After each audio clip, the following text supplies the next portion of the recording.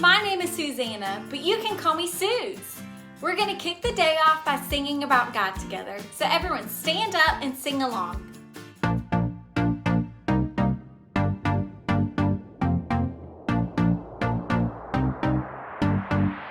You know when I'm lonely, you know when I'm sad, I know. And then you are with me, yeah, you are with me.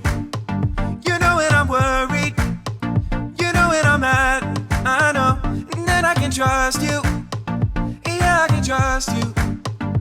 You don't want perfection, you just want my best.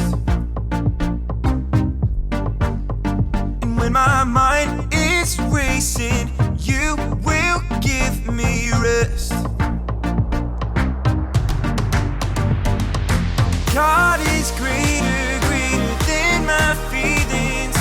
He knows everything, He knows everything. God is greater, greater than my feelings. He knows everything, He knows everything. You know when I'm lonely, you know when I'm sad, I know. And then you are with me, yeah, you are with me. You know when I'm worried, you know when I'm mad, I know. And then I can trust you, yeah, I can trust you. You don't want perfection, you just want my best. And when my mind is racing, you will give me rest. God is greater, greater than my feelings. He knows everything, He knows everything. God is greater, greater than my feelings. He knows everything, He knows everything. You are greater than all I feel. You know it all and you always will. I trust in you with all that I've got. Doesn't even matter if I feel it or not. You are greater than all I feel. You know it all and you always will. I trust in you with all that I've got. Doesn't even matter if I feel it or not. God is greater, greater than my feelings. He knows everything, He knows everything. God is greater, greater than my feelings. He knows everything, He knows everything. Great singing, everyone. We all have feelings, but no matter what, God is greater than our feelings. And that's what this Blueprint series is all about. Have any of you ever watched a show on TV or a video on YouTube about building or construction? Well, I have the honor of being one of the hosts of the hit construction show Build It with my good pal Skip. Take a look at what happened when we were filming our latest episode.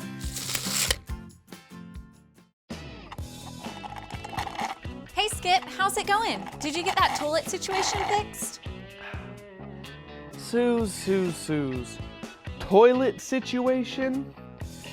We don't have time for your bathroom humor today. I expected more from you. What? No, Skip, don't you remember? The pipes are broken and now the toilet is out of order. If we try to use it, it will literally explode, like water everywhere. Never fear, I just need to brush up. Maybe we should call a plumber? Nah, I got this. Okay, well, I wouldn't wait too long if I were you. It's the only toilet in the building, and if it's not working, that could spell trouble. Suze, you worry too much. It'll get done. I'm counting on you. We don't have a lot of time. But really, what is time? Plus, I just need to finish a few things around here. Like this Zing Cola. 128 ounces of pure deliciousness. Now, this Minecraft tower isn't going to build itself. And if I had to choose between Minecraft and a toilet, well, that's a no-brainer.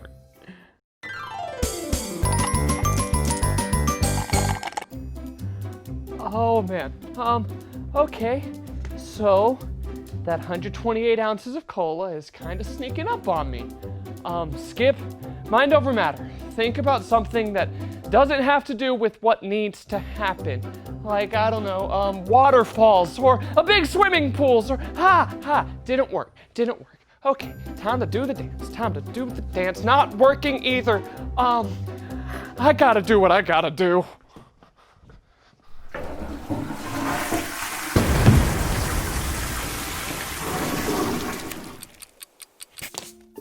This is not a good look. What have I done?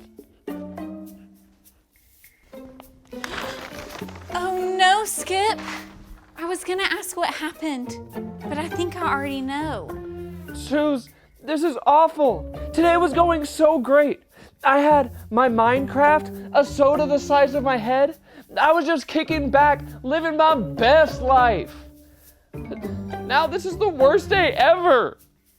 I just don't even say it. I know what you're gonna say. I told you so, Skip. You should have fixed the toilet, or at least tried to call a plumber. But that'll make me feel even worse. Skip, I was gonna say I'm sorry you feel down. Yeah, you made a mistake, but I will help you get all cleaned up and it'll be good as new. Really, Suze? Really, really. You know what would make me feel better? A hug. Are you sure that's the only thing that will make you feel better? Oh, come on, Suze. It's just a small gesture, and it would bring me so much comfort. Okay. Hugs are the best. Give me 1 second.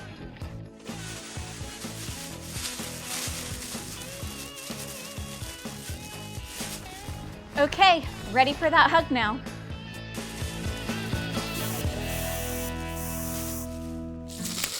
Oh man, those are some serious feelings we're dealing with here.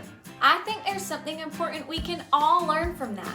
Whenever we start to feel our emotions building up, we need to deal with how we feel, and here are 3 steps into doing just that. The first step is to stop and figure out what we're really feeling. This can be tough, but it's important because if we're not careful, we can let our emotions get the best of us. If that happens, things can seem worse than they actually are, which can cause us to make decisions that we can't undo. So let's stop right now and talk about the emotions we just saw.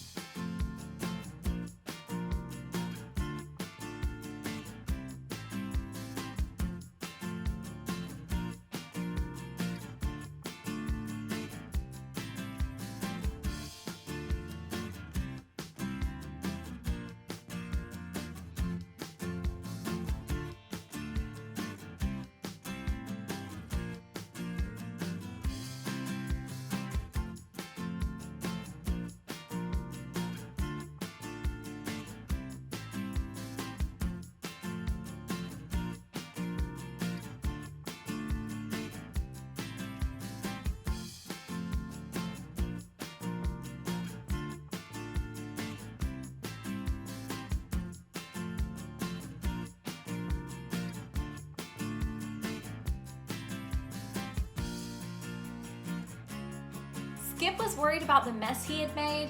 He felt guilty for not taking care of the toilet problem before it was too late, and he felt so sad about being covered in toilet water that he started to put himself down. When we don't take time to deal with feelings like these, we'll miss out on the joy that comes from knowing that God wants to be a friend who comforts us when we're down. So now that we've stopped and figured out how we're feeling, the next thing we need to do is look. Looking helps us to see what's really going on. Skip was feeling so down that he thought his whole day was ruined. But all Skip had to do was look around to see that the mess could be cleaned up. I was right there to help, and the rest of the day could actually be better. Skip needed to take a few minutes to do step 3. Does anybody know what step 3 is? We've got to listen to God's blueprint for life, the Bible. God gave us the Bible as the blueprint for how we should deal with what we feel. Here, check this out. Hey everybody, listen up.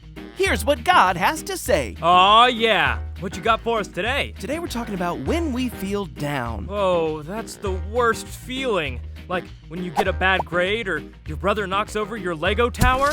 The one that took over a week to build? When you're feeling down, you can remember it's not the end of the world. God is always there to comfort you. This reminds me of a guy in the Bible named Jonah and how God comforted him when he was feeling down in the dumps. Oh man, did his best friend move away? That would make me feel pretty upset. That would be hard to deal with. But Jonah was down because he didn't want to do something that God had asked him to do. God asked him to go to a place called Nineveh and tell the people living there to stop being bad. Makes sense. Get them to stop being bad. Like, hey guys, cut it out! Done and done. Easy. Well, there was just one problem. Jonah didn't want to go to Nineveh. He knew the people there were not acting the way that they should, but instead of helping them, he thought they should be punished for their mistakes. So what, he wanted God to like ground them or something? Something like that. Instead of listening to God and going to Nineveh, Jonah took off in the opposite direction. Oh no! Oh, yes. Jonah ran all the way to the sea, found a ship, and paid the captain to let him come aboard. Then Jonah found a place inside to lay down and take a nap. Taking a snooze? Not listening to God must be pretty exhausting. I'm not sure, but as soon as the boat left the shore, a very bad storm came up and started tossing the boat around. Back and forth and back and forth. I bet there was lightning, crash, and thunder, and waves crashing over the boat. Everyone was so afraid that they started to throw their stuff overboard in hopes that they wouldn't drown. Overboard! The captain went to find Jonah and said, "How can you sleep? Get up and pray to your God. Maybe he can help us."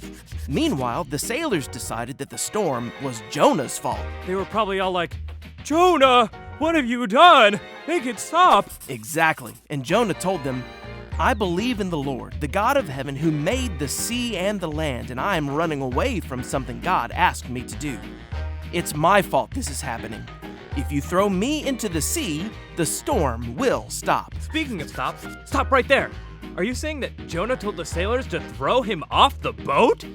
I mean, I get it that Jonah probably felt down because he was putting these men in this storm, but that's crazy talk. You heard me right.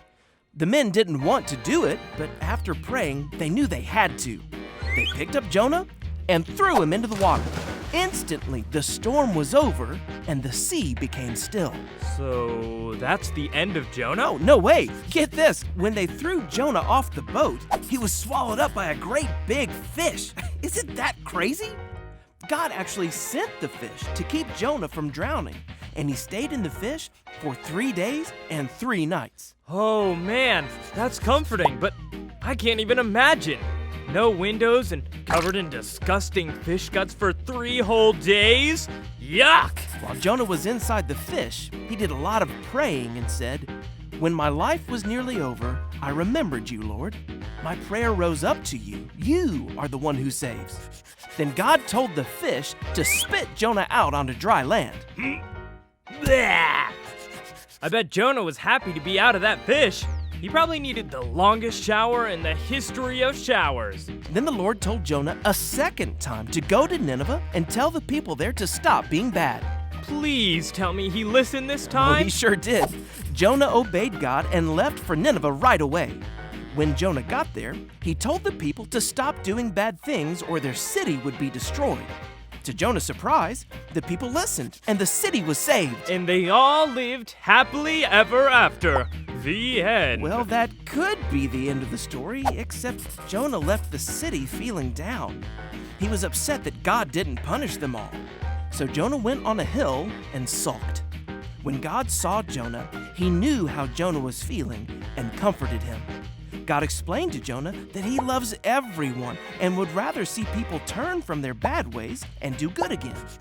So God comforted Jonah when he was feeling down? Yep, and he'll comfort us too, no matter what we're going through. Even in the belly of a fish? Even in the belly of a fish. Because when we're feeling down, God comforts us.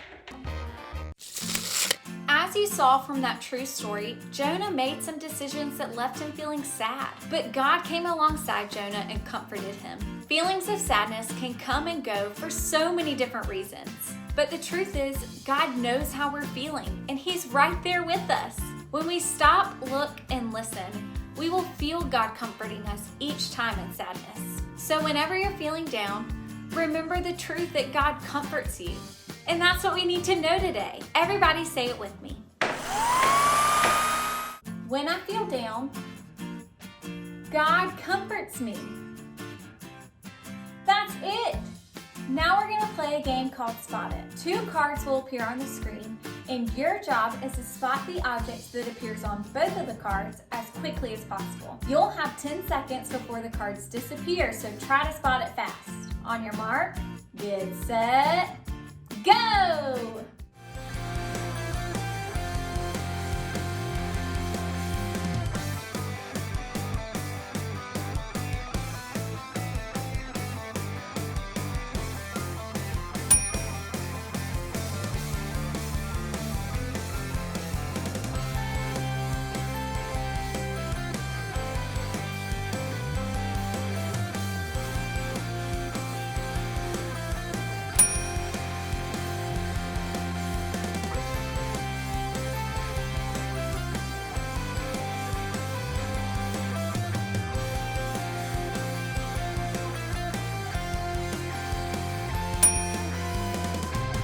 Great game, everyone! Now there's one more way that you can deal with all of your feelings, and that's to worship God by singing. So let's do it!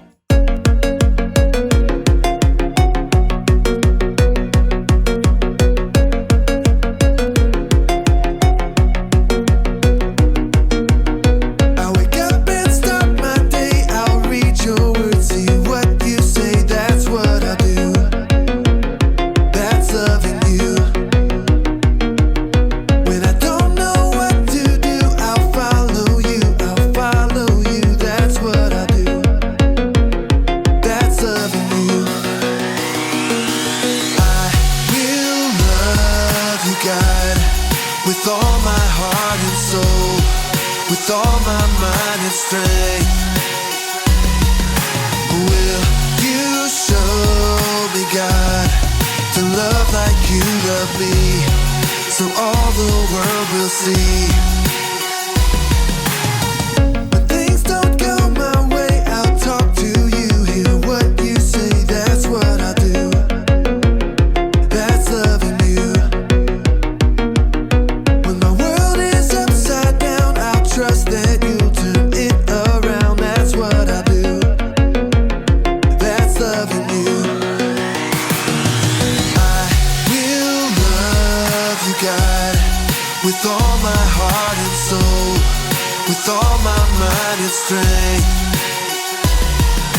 Will you show me, God, to love like you love me, so all the world will see? I will love you, God, with all my heart and soul, with all my mind and strength. Will you show me, God, to love like you love me, so all the world will see?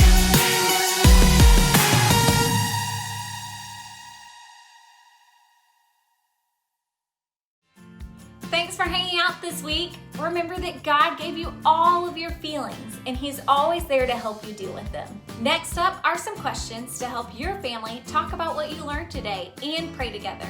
And we'll see you guys next week.